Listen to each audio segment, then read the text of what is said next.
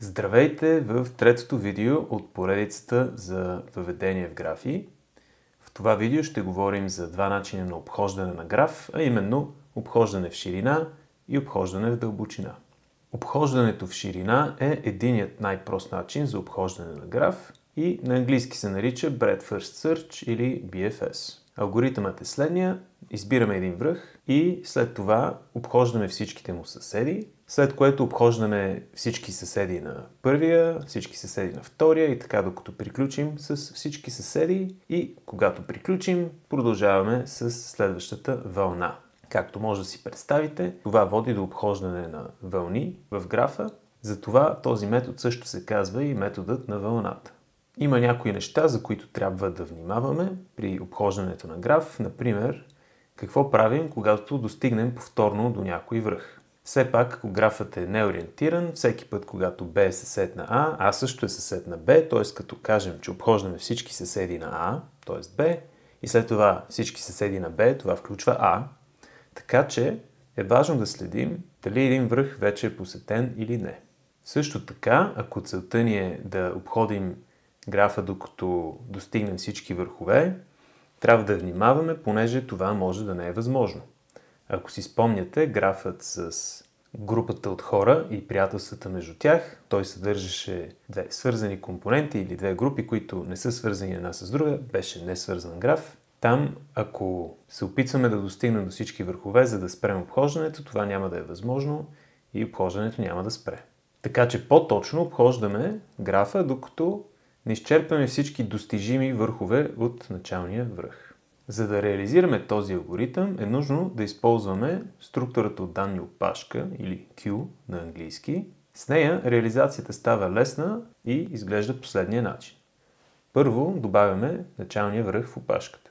След това започваме цикъл, който приключва, когато опашката остане празна, и в цикъла вадим връх от опашката, маркираме го като посетен, след което добавяме всички негови съседи, които вече не са посетени, също в опашката, и се връщаме в началото на цикъла.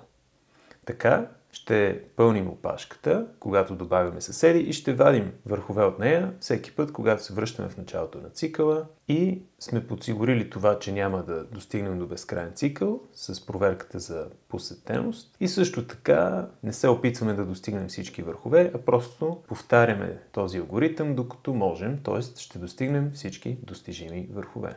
По-късно в имплементацията ще видим една особеност, която е, че както казах, маркираме връх като посетен, когато го вадим от опашката, което значи, че ако имаме нещо като триъгълник, може един връх да бъде добавен повече от веднъж в опашката. Затова трябва да добавим допълнителното условие, когато вадим връх от опашката, също да проверяваме дали е посетен.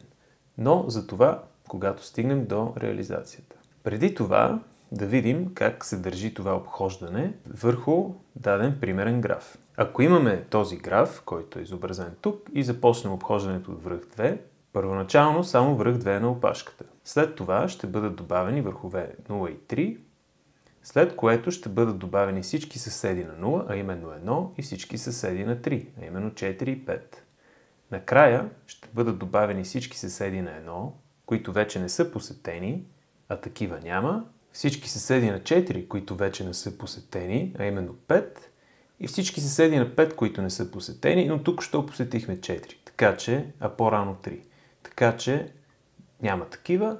Съответно, за 5 не се добавят нови върхове в опашката. И след което ще остане само 5 на опашката, но и него тук що го посетихме, така че когато го извадим от опашката, нищо няма да направим и опашката ще остане празна и алгоритъмът ще приключи. Да видим визуално как изглежда този алгоритъм. Започваме с първоначалното състояние от връх 2 и го посещаваме, затова той е зелен, неговите съседи са 0 и 3 и те са сини. След посещаването на 2 на опашката ще присъстват 0 и 3. След това посещаваме 0, понеже той е пръв на опашката, неговите съседи, които не са вече посетени, са връх 1. Добавяме 1 в опашката. Сега начало на опашката е 3. Посещаваме 3 и добавяме неговите съседи 4 и 5.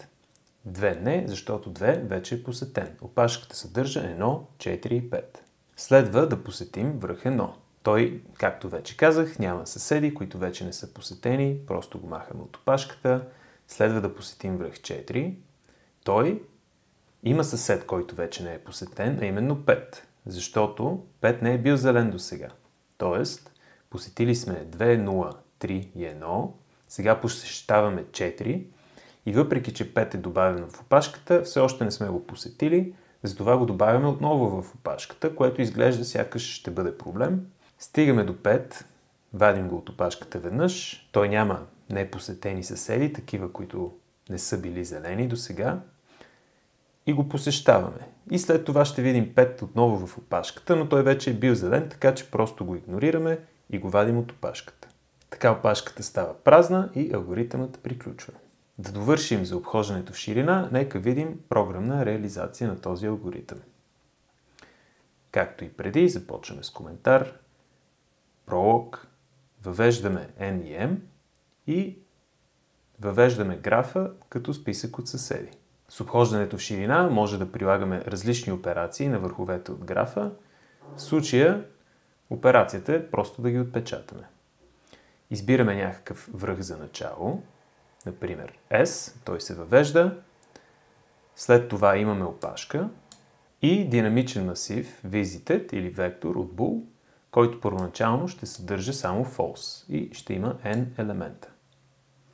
Добавяме първия връх в опашката и докато тя не е празна, вадим връх от опашката, тези двата реда го правят, той се записва в C, проверяваме дали вече не е посетен, отново, заради тази ситуация тук, и ако не е, ще го маркираме като посетен, това реално е еквивалента на това да го отсветим зелено, и ще го отпечатаме в този момент. След това ще обходим всички съседи на този връх, използвайки списъка от съседи, и за всеки, който не е посетен, ще го добавим в опашката. И с това алгоритъмът е реализиран. Нека го копираме в текстови файл и да потвърдим, че този код се компилира и за този примерен вход ще изведе нещо.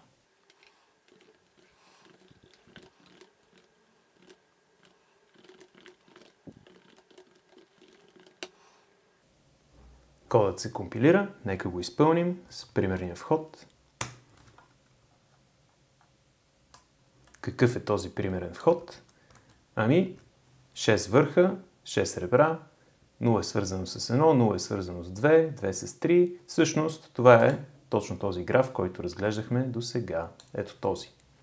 И това, което получаваме като изход от програмата е последователността, в която сме посетили върховете. А именно 2, 0, 3, 1, 4, 5. Което беше точно това, което видяхме. С това тази част от видеото, която е за обхождане в ширина, приключва и ще продължим с обхождането в дълбочина.